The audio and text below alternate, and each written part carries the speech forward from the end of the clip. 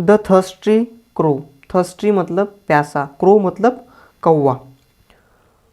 After flying a long distance a thirsty crow wandered the forest searching for water.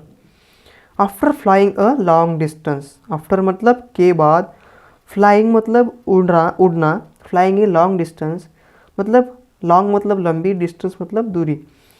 बहुत लंबी दूरी तय करने के बाद या फिर बहुत लंबी दूरी उड़ने के बाद अ थर्स्टी क्रो एक प्यासा कौवा, वंडर्ड मतलब भटकता या फिर भटकना या फिर भटक रहा था। So a thirsty crow wandered the forest searching for water. Searching मतलब ढूंढना, फॉर मतलब के लिए, वाटर मतलब पानी, पानी के लिए जंगल में एक प्यासा कौवा भटकता है, मतलब भटकता था, ओके भटक रहा था।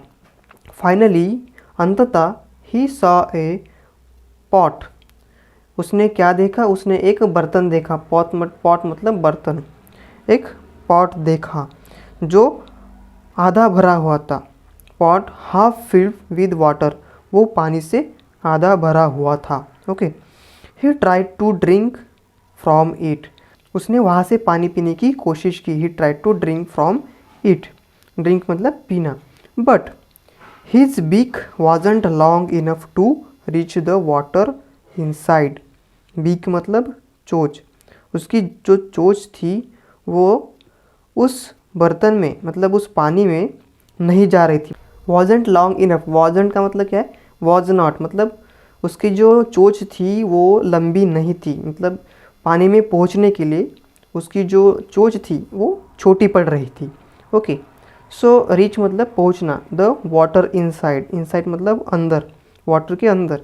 Then he saw pebbles on the ground, pebbles मतलब गोलाकार पत्थर, जो नदी में होते हैं गोलाकार पत्थर। तो उसने क्या देखा, ही सॉ पेबल्स, ग्राउंड पर उसने पत्थर पड़े हुए देखा, okay.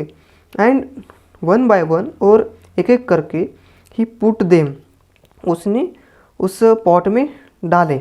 He put them in the pot, उस पॉट में उसने एक एक करके डाले।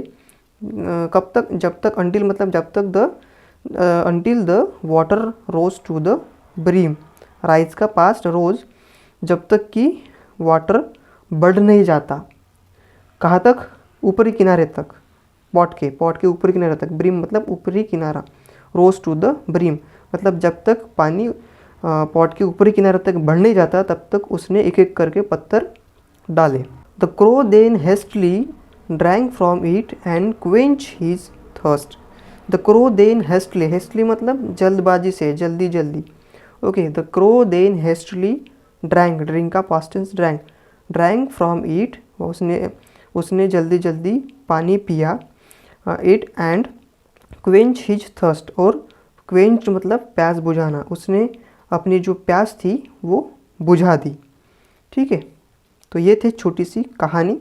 तो यहाँ पे जितने भी नए वर्ड्स हैं जो बहुत कठिन लग रहे थे उसका मैंने हिंदी में मीनिंग लिखा है, आपको अच्छे से समझ में आ जाएगा। तो आज के लिए बस इतना ही, देखते हैं अगली कहानी।